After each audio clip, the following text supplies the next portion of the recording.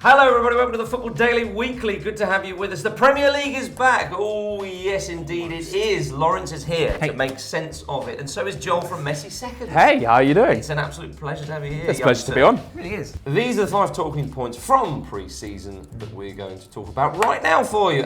First up, Community Shield, Arsenal 1, Chelsea 0. Wenger has ended his Mourinho hoodoo.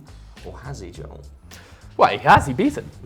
It doesn't really count, though. But also, Chelsea fans will say, "Well, it's only the Community Shield," and Arsenal fans will say, "Well, it's still a shield." Yeah, I mean, to an extent, that's true, and he's clearly bitter about losing it, so it must mean something to him. Yes, exactly. I mean, to an extent, that's to take the light off his players. You know, classic Mourinho, press manipulation. But yeah, I think it matters to him, and so yeah, it should matter to Arsenal fans. Indeed, there was no handshake, Laurence. Does that really matter? It shows the contempt they have for each other, perhaps. Yeah, possibly. I think there's better stories than that to cover, really. Do you think? The excellent football that Arsenal played. The lovely goal from Oxlade-Chamberlain. And the more chances that Arsenal created as well, and the fact that when Giroud came on, it also looked like they had a different kind of aggression in the side. That's right. The fact they could play Walcott at the beginning and play a different style of football to the way they played when Giroud was on the pitch. He became basically the focal point of their attack and almost instantly changed things back to Arsenal's way, if you like, because Chelsea were coming into the match at that point, I think. It also kind of shows that Petr Cech was a pretty key signing in pre-season, right? It's not bad. Yeah. I like the Ivanovic bit, where Ivanovic was kind of doing the, you're not going to get this, you're not going to get this. So Cech was like, I'm not listening, mate. That's it. And then he saved it perfectly. Three trophies in 3 matches for Arsenal. That's a shield. Well, I mean... Okay, am I right or am I right? Yeah, I guess. How much meaning one may attach to those trophies, but still the facts remain. Sure. Yeah. But do you think, Wenger said they've overcome a mental hurdle here. They've ground out a 1-0 win, maybe that's slightly harsh, but a 1-0 win against Jose Mourinho, who often says 1-0 is the easiest result to achieve in ironic, football. isn't it? Yeah. There is a little bit of that in there. Does this count do you think this will help Arsenal going into the season? I think the individual matches don't mean much in the grand scheme of things, but at the same time, if Arsenal go on to something fantastic this season, or they've come out of great things from the previous 2 seasons, really, comparatively, then it will become symbolic when looking back. Sure. But right now, I'm not sure that there's like a deeper, grander Wenger versus Mourinho meaning to it. It is interesting that Sanchez wasn't there and Arsenal aren't at full strength, but you can conceive of Arsenal not having a full-strength squad for lots of the season. Not only Sanchez, but plenty of other players. Whereas at Chelsea, those players stayed remarkably fit. Last season, they must have played 18, 19, maybe 20 maximum outfield players for the whole of the Premier League season, which is almost unheard of. Yeah. That's an incredibly low. At that top level. Yeah. But Diego, of course, he has had injuries. He was injured again. You do worry about that, don't you? Because he's so vital. Yes, and when Falcao came on, the argument could be made he already looked fitter or closer to match fitness. But I know there are people out there who say that Falcao is not the epic striker that everyone believes he is because of his highlight reel, essentially. And Mourinho thinks he can get the best out of him. That's the problem here, isn't it? Is that I've seen you speak about his record a lot, and I can appreciate your argument. I think it makes a lot of sense. But then it's mixing with Mourinho. Can Mourinho get the best out of him? What are your thoughts on Falcao then, Joe? Because without a doubt, when he was playing for Porto and then more so at Atletico Madrid, he was one of the finest forwards in the game. There's always some doubt.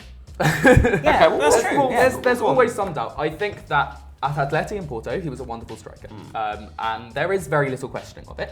But at both clubs, when you take away penalties, which I don't think are a particularly fair comparison, because you're boosting his record by something that really has nothing to do with him. In the season, he scored 8 or 9 penalties at Atleti. He won 2 of them. You're looking at a shot that has a 75% chance of going in instead of a 10% chance for all the other shots. It's rewarding him for the wrong things comparatively. Also, the amount of headers that he scored is slightly worrying, and that it sounds slightly counterintuitive. When you say it's slightly worrying, so he is wonderful in the air. There's no doubt about it. But the amount of aerial service that you need to give Falcao for that to be the case is huge. So he scores a lot of headers. Yeah, it means you have to change your entire team play around that. It means that you have to resort to crosses, which are like perhaps not the most efficient way. He wasn't fantastic in other respects, and then when he did his knee, which really has been a problem since Argentina, not just since Monaco, etc. I think what I'd say the difference is with El Tigre is that Mourinho has come out in the press and said very warm things about him, which means that maybe it's a good combination for him. He probably does want to team up with Costa at some point, but he also probably wants to set the two as two different tactical sides, hence why he would play Costa and then change the game with Falcao if he was to bring him on, in the same way that he tried to against Arsenal. That's what I guess. Part of me felt like Mourinho didn't show his hand in this Community Shield, and he was still almost experimenting against Arsenal. And I know it backfired on him, but it was almost slightly. There's a little bit of mocking from Mourinho. I just can't get past that because it almost feels like he's like, right, we'll just experiment with Ramirez then. And, let's see what happens with him. If you guys score, it doesn't really matter. It's only the Community Shield. Would you fully expect Chelsea to win the league next year? I mean, they're surely still favourites. At the beginning of summer, I would have said yes, Yeah. but I don't love their business. And the other clubs have improved to the other three that you'd expect. Manchester United, City and Arsenal Yeah. have all improved. I think it's going to be a really exciting season. I'm really looking forward to it. Hey Marcus, it's just business. It's just business. It's Proposition Joe would say. Yeah. For fans of the Wire. Yeah. Chelsea favourites. What about Arsenal? Can they really mount the top challenge this year? We say this most years, don't we, about Arsenal? And then of course they battle to finish fourth or even third. Yeah. Breaking the top four is harder than ever. Ever. Laurence. I mean, we talk about top four. Is there even a top six, a top seven maybe these days? The top four is an extremely difficult place to break into. Who do you think, Joel, is maybe going to miss out? I mean, Arsenal and Chelsea are looking pretty good. Manchester United have added a lot of good players this summer. Manchester City. You look at Spurs, maybe even Liverpool, and you think, well, could they break in? I mean, Liverpool perhaps with Benteke, and they've made some decent signings as well. What do you think? No, I think it'll stay as is. Do you I think that Chelsea were fantastic last season and don't love their signings, but you can't imagine Chelsea dropping They'll out be in the the top top four, surely. And the others have all improved. Spurs defence last season, a little bit crap. Alderweireld, fantastic signing, but there are still big questions there. Can you rely on Harry Kane for that long? If Soldado's off, are you going to sign that striker who's not absolutely terrible, who's going to play on the bench consistently? And then Liverpool, there are some big questions on quite a few of their signings. I like Benteke, but I'd be a little bit worried about various things, about the amount of shot contribution that he gives off, about his play outside of scoring goals. It'll be interesting. I'm looking forward to it. On Benteke, Rodgers is a man who could make somebody a better player, surely. Well, he already has made a lot of people better players, hasn't he? I think his record. And what could you do that for Benteke? What a goal he scored against Swindon Town, eh? What a goal he scored against Swindon Town. It's a good goal, though. It was a good goal, but he was left in acres of space. And it was in able to pre-season, so therefore it has nothing to do with the actual season, as we all know with pre-season. Yeah, but pre-season, it's about building momentum in a way, isn't it? Liverpool pretty much made everyone fall asleep in most of their pre-season matches because they were quite boring, didn't seem particularly enterprising at times. Coutinho and probably Firmino, Benteke, Teixeira, a couple of highlights playing for Liverpool. And Markovic actually played quite well in the second half against Swindon when the younger guys were on. And that's what I feel here, is that Liverpool maybe feel like they're starting somewhat of a new chapter because Gerrard's gone. You'd also say letting Sterling go is going to change, I'd say, the mentality of one or two other players in the team, especially players like Markovic, who maybe felt they were further down the pecking order. Gives them a chance. Well, it now makes them feel like they're part of the team and that they actually do have a chance of breaking in if they play well. Do they have a realistic chance of getting in that top? Absolutely. Yes, they do. Yeah. I think if one of those sides drops down, then Liverpool will be the side that will take their place. Joel, you're not convinced because you don't think... I like Markovic. Yeah. There's too many variables. In fact, I like their last summer, where everyone said, they've done a Tottenham, they've sold Suarez, they've bought various players that don't really fill the role that he left. But a lot of those players are significant quality young players. Emre Can last season was pretty good. Markovic looked great in Portugal and various others. I don't mind it. Maybe they could break into the top four. They're the most realistic candidate to do so if... You don't think Spurs could do it? I would be worried about how reliant they were on Harry Kane last season. I think he's good. I don't think he's a one-season wonder, but to hit the amount of goals he hit last year, even if he was Aguero, would be a difficult achievement, let alone what he might actually be. You'd be a little bit worried about their defence. Yeah, But this, I mean, they're being linked with Berahino. I mean, if they could get a player like that in, that would be a bit of a... Still. You're still not convinced. Yeah. You're still not convinced. But Laurence, do you think the top four will stay as it is then? Because it is very difficult to get in there now. Yes, I do, and I think for that reason that makes it hard for. I mean, essentially, there's two managers with. Pochettino make it another season, but I think if Rodgers doesn't make the top four this season, then he's looking at losing his job. This season in the Premier League, there will be more intrigue outside the top four, gentlemen. Last year, we saw great seasons from Swansea and Southampton. West Ham for a little bit. Palace showing some good end-of-season form. Yep. There's a lot to feast your eyes on, Laurence, isn't there? Yeah. Outside. And you quite like the look of Palace. Yeah, I think there's going to be some quite exciting football. I think they have been playing some exciting football under Pardew for quite a while now. They've got, obviously they've got those home and away fixtures against Liverpool, where they'll be exciting. And I think with the addition of Cabaye in there... That's a wonderful signing. It is. I think, maybe we underrate the pull of Pardew there.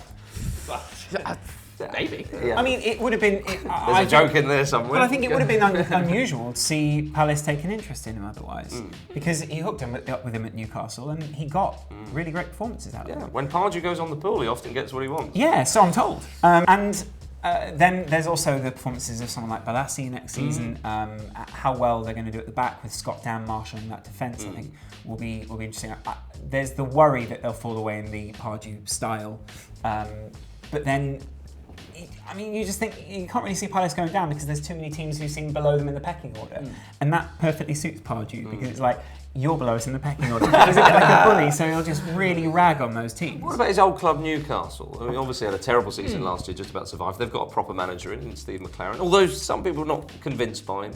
Yeah, I mean, there are still big issues there. I think they still have Mike Williamson. I'm not. They've still got Mike Ashley, I'm the not biggest sure, of all the issues. I'm not sure that they have figured the out Mbemba's age yet, despite signing him, which is a little bit worrying. But if he's good, what's the problem?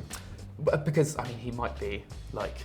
There's a number of variables. Yeah. What about Southampton, Joel? They had a good season last year. Yeah. They've lost really Klein, interesting. though. They've lost Schneiderlin. And Schneiderlin, the big one.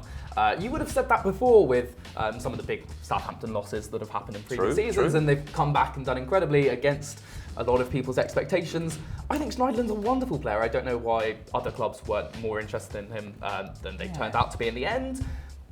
But, I'd see that as the biggest loss to Southampton that has happened in recent years. But at the same time, the really tight tactical shit that's taken place at Southampton is amazing. And I'm just not confident enough to say anything either way. He's a wonderful player, but maybe they could survive without him. Laurence, what about Aston Villa? Yes. Always good for a rick and a laugh, especially with Tim Sherwood at the helm. Yeah. They've lost Delph. Why did they do that? They've lost Benteke. Yeah. I think there's an incredible amount of belief surrounding Sherwood. He sees himself as the underdog manager, the guy who's able to get the best out of those guys. Do you think he'd bring a swashbuckling style to Villa and make them attractive to watch? Part of the problem here for him is that maybe it somewhat derailed his plans when he was talking about Delph being there and the fact that he stayed was a huge boost for the squad, and then Benteke leaves as well. I know they got a good price for Benteke, which somewhat vindicates him on selling him, but it still takes away some of the more vital goals that happened under Sherwood. So it takes away from some of the wins that they had last season. Indeed. Joe, what about Stoke? They had a good season last year. Hughes is building something quite nice there. Afellai's been brought in. They love an ex-Barcelona player these days. Bojan probably... Yeah, Bojan should be fit, certainly for some of the season. I know it's quite a bad injury he got, hopefully from more of an earlier stage. Do we think Stoke could... It's quite funny, really. Yeah, cheeky plug. Yeah. It's interesting, but I don't really have anything... again, particularly confident to say. Really? I'm looking forward. I'm really looking forward to a lot of teams this year, and definitely Stoke are one of those. If they signed Shaqiri, that would have brought the banter up to another level. Yeah, The loss of Begovic. The loss of Begovic. The loss of He Begovic didn't look fantastic for Chelsea. No, but then I mean, Perhaps I still think when a team is sitting back that low, it's difficult to rate goalkeepers in that way. Well, it's also relative, isn't it? That his quality for Chelsea is different to maybe what you would bring for Stoke. Sure. I think you're making that point anyway, but you're looking forward to seeing Stoke, aren't you? absolutely. I mean, what we saw from Bojan last season, tactically, the way that Hughes got the best out of him was, I think, a lot of people were quite surprised about that almost. And I wonder if he can pair Bojan, Afellay, with Peter Crouch up there. Who'd have thought we'd be excited about seeing Stoke next season? John Walters. Genuinely, I think Bojan, Afellay, John Walters. they've always Charlie been, Adam, they're all there. The point stands with a lot of people is that actually what Pulis built was quite a technically gifted squad. It was the tactics that he played that maybe didn't always get the best out of them, and that's why there was some frustration around Stoke because they thought you could do better with this team. And to some extent, Hughes inherited that team. He's added other factors in there which make them a better, more technically gifted, maybe more pretty side, and he's bringing a different kind of football at them. In the same way that Benteke going to Liverpool, he'll play differently. All three promoted sides face a battle to survive. This is often the case, though, in the league, and it's perhaps no different this time around. Bournemouth, Norwich, and Watford are up. The three top scorers in the Championship last season. They played some great stuff, and Bournemouth were really the story of last season. You could have argued in all of the Football League. They're in the Premier League, Joel. Do you fear for them, or do you think Eddie Howe can devise a plan in which they'll stay in the league? Yeah, they're an exciting team to watch, but I'm doubtful that the player quality is there. I think if I were to pick one of those three to go down, I think it might be Bournemouth. Unfortunately. Is that because you think that they are a little bit of a smaller club than the other two? Norwich and Watford have been in the top flight before. They have a little bit more of a tradition in that sense. Bournemouth, I mean, their stadium's only, just shy of 12,000, so it would be quite odd to see on Match of the Day a stadium like that. You're not sure? I like them. I want them to stay up. But they'll be the darlings, perhaps, of the lower end of the table where people want to. I think Norwich have got that. Norwich, they haven't strengthened too much overtly. They spent a little bit of money. They've bought in 2 or 3 players, I think, something like that. Got Wisdom on loan. Yes. They unfortunately let, who's the double-barreled name guy go? Van Borsvink? Yeah, they let Van Borsvink go. He hasn't scored in 5 years. Just for the name. Yeah, just for the name. There's that sort of mysticism around him. You said it correctly. They've essentially got the same squad. But they didn't look all that bad just a few seasons I mean, they ago. won the playoff final. They looked very good in the playoff final as well, without really breaking a sweat. Scored a couple of goals and then defended. That tactical approach, they'll need that in the Premier League. Yeah, certainly so. And I think when it comes down to it, that there's something about Norwich that you like to see them in the Premier League. Watford have changed their manager yet again. I mean, you've got Sanchez signed Flores. every player under the sun. They must have like 80 players on their books. But it seems to work. I mean, they were up to, but they were always challenging for promotion in the Championship in the last few years. The manager comes in and goes as much as the players come in and go. But they're there. They're in the league. I mean, Holebas is an interesting signing. I believe he kept Ashley Cole out the Roma side. He's a decent Ashley Cole fullback. didn't do too well in Roma. True. It's interesting. It's a little bit QPR-ish for me.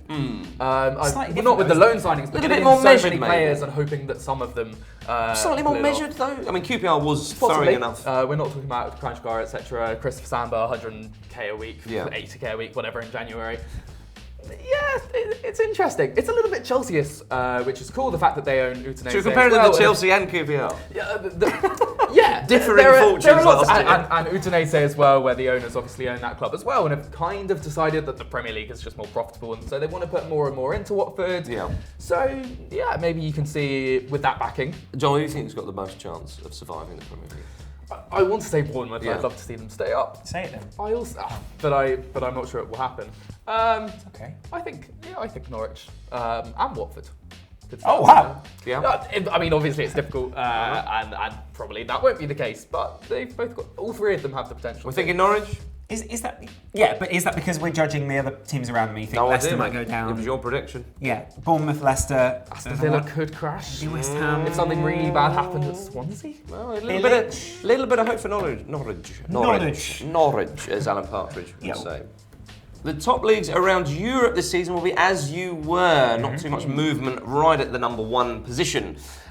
Maybe at La Liga. But would you see Benitez devising a plan to take on Barcelona and actually beating that fabulous side? We said this about Guardiola's Barcelona, one of the best sides of recent years. Yeah, but it requires someone that can control the midfield. And I think that's the question for Benitez, is who's going to control his midfield. In pre-season, At times it seemed to be close. Because he did win La Liga with Valencia. Yes. Rafa Benitez, which was, okay, Valencia was a great side, but a remarkable achievement. So he has pedigree. Over a decade ago. True, but he has pedigree in yes. that. No, he absolutely does. league. And I think being a Madridista himself, people talk about him going back to Madrid, and I think it's a good combination as long as Benitez gets to play the tactics he wants, and he doesn't. He just has this ever so slight problem with mentality that. If he doesn't quite get the mentality right, all things seem to go against him. And you just worry the political elements at Real Madrid may go against him. The one thing that will be with him is that Florentino Perez likes him, and it almost feels like he's bringing back a prodigal son, if you like. Absolutely. And that will mean that maybe he gets more time than a Carlo Ancelotti or someone. And away from La Liga, you're focusing on Bundesliga, Joel, a speciality of yours, and Laurence is representing the top of the tree here. What do you think? Yeah. That's right, yeah. Lovely shirt. In the Bundesliga, Bayern dominated did last year. Is it going to be more of the same, would you expect? I think so, possibly to a lesser extent. There are more teams that can challenge Wolfsburg. I think Bayern will finish top. But Vidal to Schweinsteiger, I would have preferred Schweinsteiger. Vidal, world-class player, fantastic. But for a reasonably big fee, for someone who produces huge defensive and attacking output, but whose knees went last season, 2 years ago, wasn't fantastic last year. Little concern, and Schweinsteiger's fantastic, but they're all about verticality, whatever, they should be fine.